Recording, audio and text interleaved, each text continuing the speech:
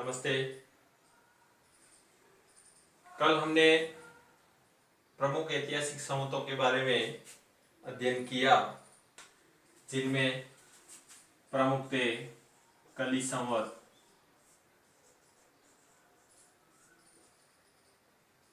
विक्रम संवत,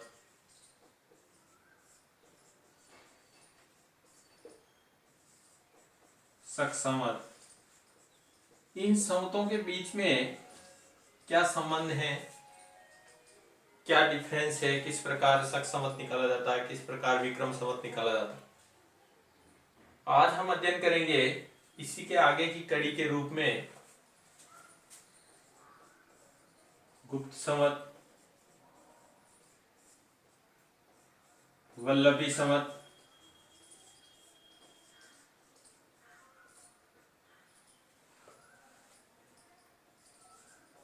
हर्ष संवत, कलचुरी संवत, कलचुरी और चेदी शासकों के द्वारा चलाया गया है, और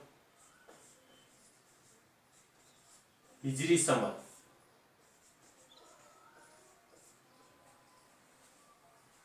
तीन सौ 19 ईस्वी में गुप्त संवत प्रचलन में आया।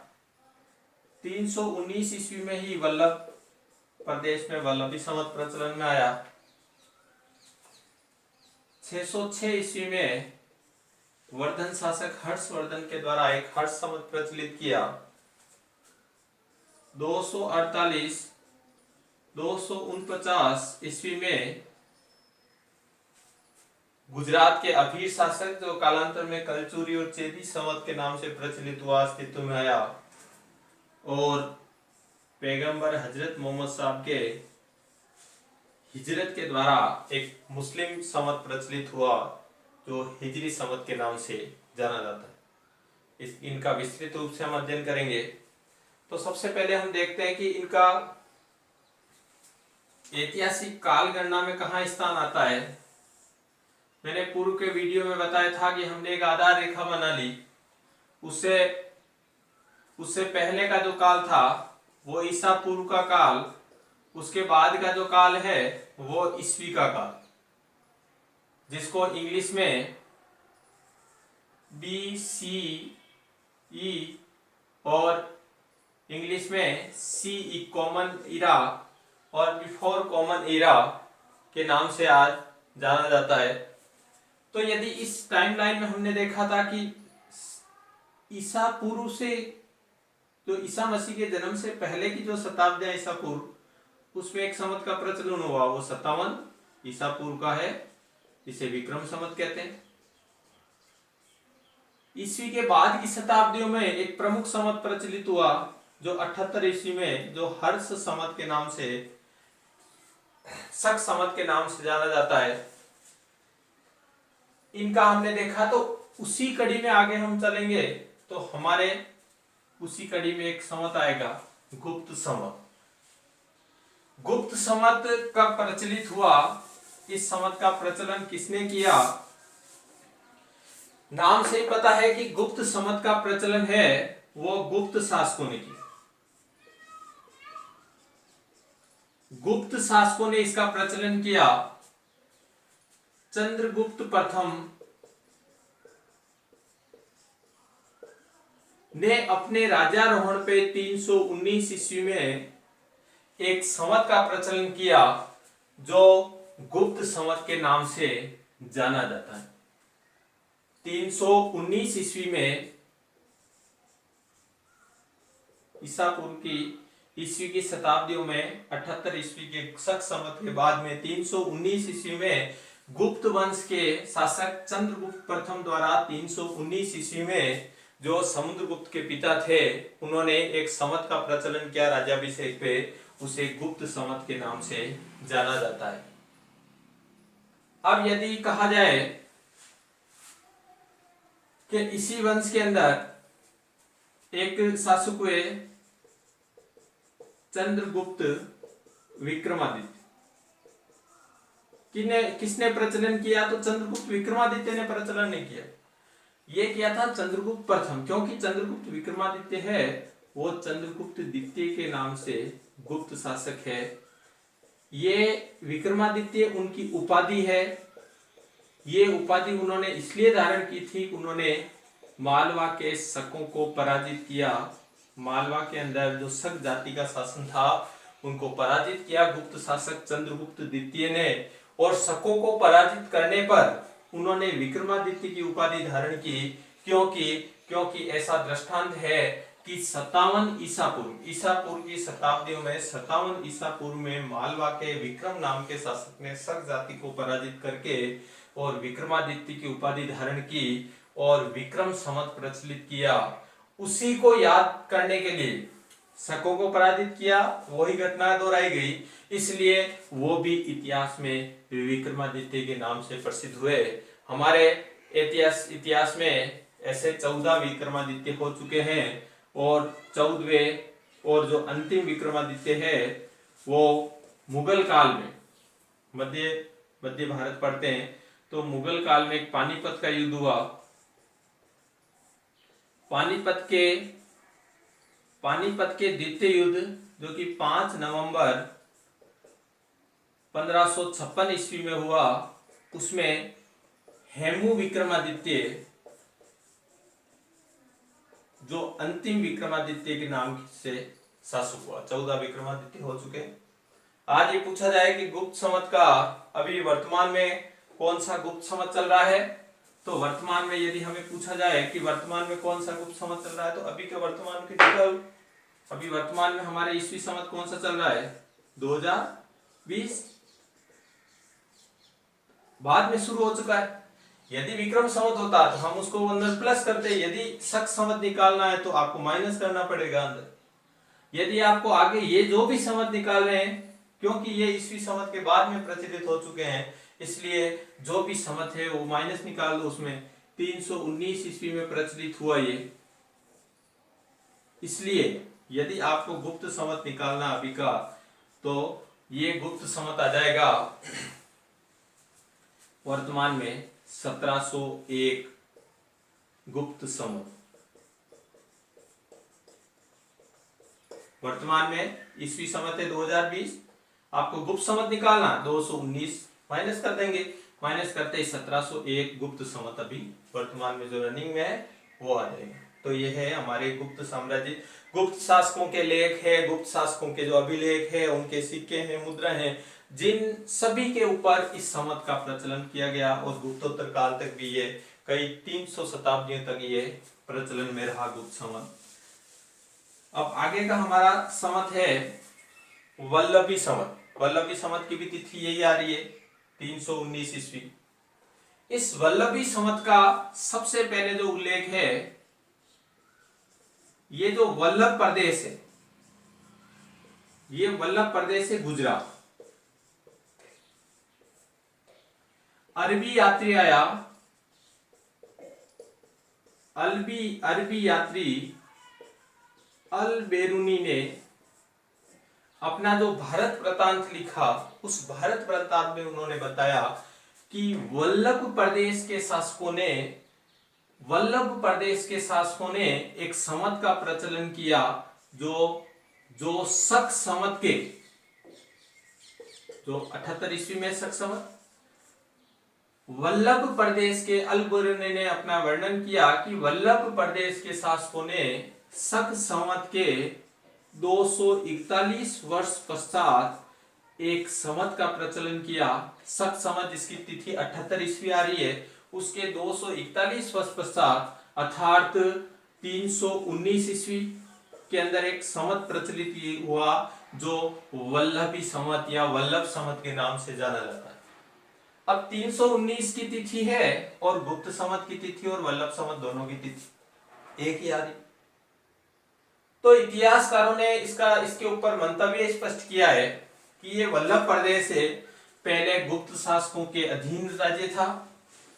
जब ये लोग गुप्त शासकों से स्वतंत्र हो गए गुप्तोत्तर काल में, तो उन्होंने जो गुप्त संवत था उसी को अपने प्रदेश में वल्लभ संवत के नाम से प्रचलित कर दिया, जिसका अल बेरूनी ने अलग से उल्लेख किया जो वल्लभी संवत के नाम से जाना जाता है। तो प्रश्न पूछ लिया जाता है कि अल बेरूनी ने अपने लेख में कौन से संवत का उल्लेख किया, उसकी तिथि क्या है, तो वल्लभ संवत का उल्लेख किया और उसकी तिथि है 319। वो ऐसा कौन सा संवत है जो गुप्त संवत के बराबर संवत माना जाता है, तो गुप्त संवत और वल्लभी संवत एक ही माना। आगे का जैसे ये यही आ रही इतिहास की लाइन में 319 में वल्लभ आ रहा है, 319 में गुप्त आ रहा है। आगे का संवत है हमारा हर्ष संवत, नाम से स्पष्ट है हर्ष संवत। वर्धन वंश के शासक जिनकी पहले राजधानी थानेश्वर बाद में कन्नौज आगे कान्यकुब्ज, उनके शासक हर्षवर्धन। वर्धन वंश के शासक हर्षवर्धन ने अपने राज्यारोहण पर जो 606 ईस्वी में माना जाता है उस पर एक संवत का प्रचलन किया जो हर्ष संवत के नाम से जाना जाता है। 606, 319 के बाद में 500 मान लिया, 500 के बाद में 600 और 606 ईस्वी में एक संवत का प्रचलन हुआ हमारे उत्तर भारत में वर्धन वंश के टाइम में, जो हर्ष के राज्यारोहण पे उसकी तिथि मानी जाती है, तो वो वर्धन हर्ष संवत के नाम से जाना जाता है और उसकी तिथि है 606 ईस्वी। अब 606 ईस्वी ये जो हर्ष संवत है वो एक स्थानीय क्षेत्र में चलता था उत्तर भारत में। हर्षवर्धन के ताम्रपत्र अभिलेखों में, वर्धन साम्राज्य के अभिलेखों में, उत्तर गुप्त शासकों के अभिलेखों में, ताम्रपत्र लेखों में ज्यादातर इन तिथियों का हमें उल्लेख मिलता है। अब आगे का हमारा संवत है वो वैसे ही निकाल लेंगे। यदि इसको भी निकालना है तो 200 अभी का वर्तमान का जो 2020 है ईस्वी संवत, उसमें से आप 606 निकाल देंगे, बाकी कर देंगे, तो अभी वर्तमान में कौन सा हर्ष संवत चल रहा है वो निकल के आ जाएगा। आगे का संवत है कलचुरी और चेदी संवत, जो 248-249 ईस्वी में। अब 248-249 ईस्वी की जो तिथियां हैं, 248-249 ईस्वी की जो तिथियां हैं उसमें ये माना जाता है कि ये जो कलचुरी और जो चेदी संवत चलाया गया था वो आभीर शासक, ये जो तिथियां मिलती है इन तिथियों के अनुसार पश्चिमी भारत में, जो गुजरात का जो प्रदेश है, पश्चिमी भारत में आभीर शासकों का शासन था और उनमें सबसे प्रसिद्ध शासक हुए ईश्वर सेन आभीर। ईश्वर सेन आभीर जो प्रसिद्ध आभीर शासक थे जो पश्चिमी भारत में उनका शासन था, उन शासकों के द्वारा एक संवत का प्रचलन किया जो 248-249 तिथि उसकी आती है ईस्वी की। ये उस समय इस पश्चिमी भारत में शासन करते थे, उन्हीं के द्वारा जो ये प्रचलित किया गया जो संवत है, बाद में इसी क्षेत्र पे और जो मालवा का जो क्षेत्र है, उस मालवा और पश्चिमी भारत के जो गुजरात वाला प्रदेश है उस क्षेत्र के ऊपर कलचुरी और चेदी वंश का शासन आ गया। जब कलचुरी और चेदी वंश का इस मालवा क्षेत्र में और इस पश्चिमी भारत क्षेत्र में इनका शासन आया, तो जो 248-249 ईस्वी में जो आभीर नरेशों द्वारा प्रचलित संवत था उनको उन्होंने कलचुरी और चेदी संवत के नाम से पुनः प्रचलित कर दिया, तिथि वही रखी गई और कलचुरी चेदी अपने नाम से उनका पुनः प्रचलन कर दिया गया, जो केवल उस मालवा और पश्चिमी भारत के एक स्थानीय क्षेत्र में उस संवत की गणना की जाती है। आभीर शासकों, कलचुरी चेदी शासकों के जो अभिलेख है उनमें ये 248-249 तिथि आती है। तो ये जो तिथि है वो आभीर शासकों के द्वारा इस संवत का प्रचलन किया गया। बाद में इस संवत को वापस अपना नया नाम देके कलचुरी और चेदी संवत के शासकों ने पुनः प्रचलित कर दिया, जो कलचुरी चेदी संवत के नाम से जाना जाता है। उसकी तिथि है 248-249 ईस्वी। अब है हमारा प्रमुख संवत जो इस्लामी शासकों के द्वारा जिसका प्रचलन किया जाता है, मुस्लिम लोगों के द्वारा जिस संवत को प्रचलित किया जाता है वो है हमारा प्रमुख संवत हिजरी संवत। हिजरी संवत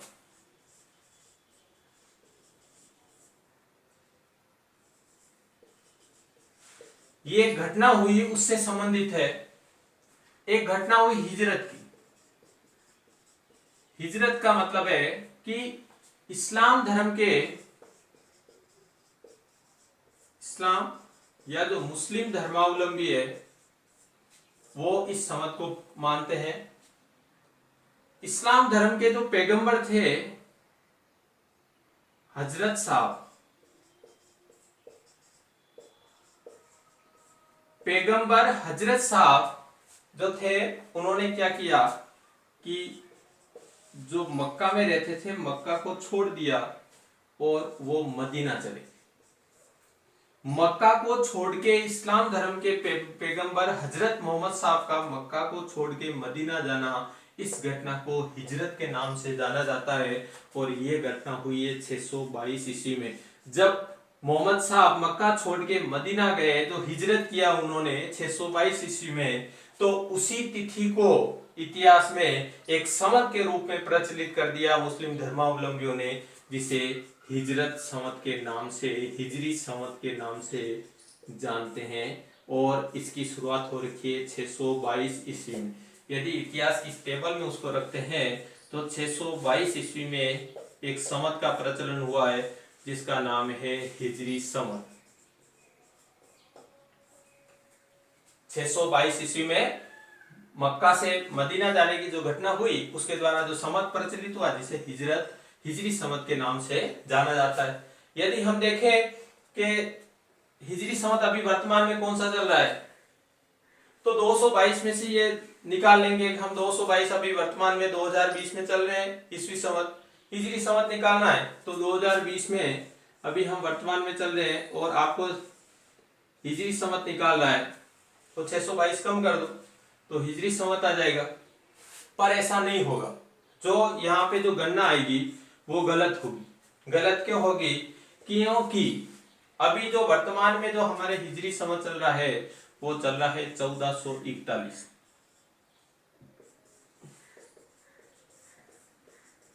ये गणना गलत क्यों आ रही है? क्यों आ रही है? क्योंकि जो हिजरी संवत जो मुस्लिम कैलेंडर है वो होता है चंद्र गणना के अनुसार चलता है। और चंद्र गणना से चलने वाले जो भी कैलेंडर है उसमें एक वर्ष होता है जो वो होता है 11 दिवस कम होता है। सौर गणना के दिवस से, सौर गणना का जो 300 और 65 दिन का दिवस होता है उससे 11 दिन कम होता है, अर्थात 354 दिन का एक वर्ष होता है। 11 दिन की कमी है, हर साल 11 दिन कम हो जाएंगे। इसलिए यदि हम ये जो गणना करेंगे वो हमारे गलत आएगी। गलत क्यों आएगी? क्योंकि हर वर्ष 11 दिन कम होते जाते हैं। विक्रम संवत में भी ऐसा ही होता था। विक्रम संवत में भी एक वर्ष है वो 354 दिन का ही होता है। हिजरी संवत में भी एक वर्ष है वो 354 दिन का ही होता है। विक्रम संवत में हमने क्या कर दिया कि इस डिफरेंस को हटाने के लिए, ये जो डिफरेंस आ रहा है इस डिफरेंस को दूर करने के लिए हमने क्या कर दिया कि विक्रम संवत में, विक्रम संवत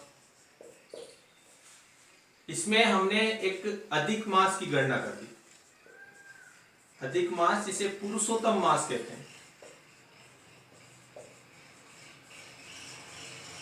अधिक मास या पुरुषोत्तम मास जो हर तीसरे वर्ष में होता है। हर तीसरे वर्ष में ये जो 11 दिन हर वर्ष में कम हो रहे हैं उस 11 दिन को हर वर्ष में कम होने वाले को एडजस्ट करने के लिए विक्रम संवत में हर तीसरे वर्ष में एक अधिक मास या पुरुषोत्तम मास की गणना कर दी। परंतु इसमें हिजरी संवत में ऐसा नहीं होता है, मुस्लिम कैलेंडर में ऐसा नहीं होता है। क्यों नहीं होता है? क्योंकि उन्होंने क्या कर दिया कि हर साल जो ये जो 11 दिवस कम हो रहे हैं तो हर तीसरे वर्ष में उन्होंने एक एक्स्ट्रा मास नहीं माना, अधिक मास नहीं माना। उन्होंने क्या किया कि हर तीसरे वर्ष में वापस एक मास पहले मान लिया।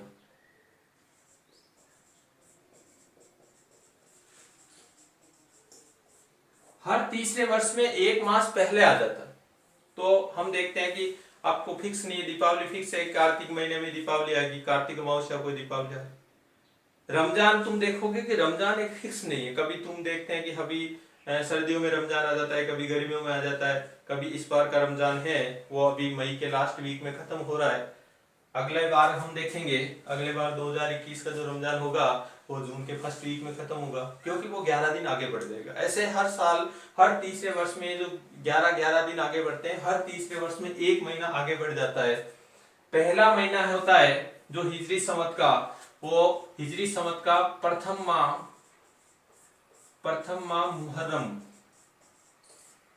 मुहर्रम का माह है। और जो अंतिम माह है इसका, वही 12 महीने होते हैं, इसमें भी अंतिम माह है जिसे जिल हिज के नाम से जाना जाता है। पहला महीना मुहर्रम, मक्का छोड़ के मदीना गए, 622 ईस्वी में हिजरत किया, हिजरी संवत का प्रचलन किया। अभी वर्तमान का जो हिजरी संवत है वो है 1441। अभी वर्तमान का जो हिजरी संवत है वो है 1441। इसको तुम्हें अलग से याद रखना है, क्योंकि हर साल 11 दिन कम होते हैं। इनमें तो क्या कर दिया कि एक अधिक मास की गणना करके और उन 12 महीनों को कोई भी उसमें छेड़छाड़ नहीं की, अधिक मास। इन्होंने इस्लामिक कैलेंडर में क्या कर दिया कि एक चंद्र वर्ष है वो 354 दिवस का ही होता है, तो 11 दिन कम हो रहे हैं 100 दिवस में से। तो उन्होंने क्या किया कि हर तीसरे वर्ष में एक मास की पहले गणना कर दी जाती है। इसलिए इनके जो कैलेंडर है उसमें जो भी रमजान का महीना हम देखते हैं तो वो उसकी कोई फिक्स तिथियां नहीं होती है, वो आगे पीछे होता रहता है। इसी प्रकार इनका जो महीना होता है वो चंद्र दर्शन से ही शुरू होता है। यदि चंद्र दर्शन होगा उसी अनुसार उसके महीने की गणना आगे शुरू की जाएगी। जैसे ईद होती है, ईद को मानते हैं कि जब चांद दिखेगा तब ईद होगी, तो इसी ये चंद्र के ऊपर चलता है पूरा कैलेंडर। पहला महीना मुहर्रम, अंतिम महीना जिल हिज के नाम से जाना जाता है। अभी वर्तमान में 1441 हिजरी संवत चल रहा है। तो इन पहले और द्वितीय भाग में जो हमने अध्ययन किया विक्रम संवत का, शक संवत का, कली संवत जो प्राचीन काल में चलता था, उसके बाद में जो वर्तमान में हिजरी संवत, ये सामान्य जो परीक्षाएं होती है उनमें ज्यादातर ये प्रश्न पूछे जाते हैं इन संवतों में से।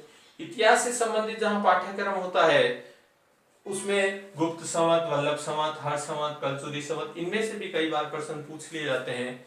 तो आप, मुझे आशा है कि आपने अच्छे से इसको समझा होगा। आगे भी हम इसके बारे में जो क्वेश्चन आते हैं उसका डिस्कशन करते रहेंगे। आपको बिल्कुल इसमें रटना कुछ नहीं है, इतिहास की जो समय रेखा है उसके अनुसार देख लेना है। इतिहास में ईसा मसीह के जन्म से पहले का जो समय, उसमें विक्रम संवत हुआ। ईसा मसीह के बाद के समय में शक संवत है, गुप्त संवत है, कलचुरी संवत है, चेदी संवत है, हर्ष संवत है, हिजरी संवत है, इन सब की गणना आ गई। इसलिए आपको उसमें से प्लस माइनस करके आपको ईस्वी संवत पूछा जाए, हर्ष संवत पूछा जाए, आपको कुछ भी पूछा जाए तो आपको प्लस में ये तिथियां आपको याद रखनी। केवल उप संवत कब हुआ, वल्लभ संवत कब हुआ, हर्ष संवत कब हुआ, आपको केवल एक प्लस माइनस करना है और आपको एग्जैक्ट डाटा निकल जाएगा। ऐसे क्वेश्चन पूछे भी जाते हैं, पूर्व में पूछे भी गए हैं। जैसे कि मैंने अध्ययन में बताया भी था कि छपनिया का काल का मैंने एक उदाहरण दिया था, उसके द्वारा बताया था विक्रम संवत और ईस्वी संवत में क्या डिफरेंस है। शक संवत और विक्रम संवत में डिफरेंस का पूछ लेते हैं, 135 वर्ष का डिफरेंस है इनके बीच में, आप 135 वर्ष का डिफरेंस निकाल के बता दो। ईस्वी संवत और विक्रम संवत में 57 साल का डिफरेंस है, शक संवत और ईस्वी संवत में 78 वर्ष का डिफरेंस है। उसको प्लस माइनस करके हम कोई सा भी संवत निकाल सकते हैं। बहुत सरल क्वेश्चन आते हैं और मुझे आशा है कि यदि इनमें से क्वेश्चन आएंगे तो कोई भी क्वेश्चन गलत नहीं होगा। धन्यवाद।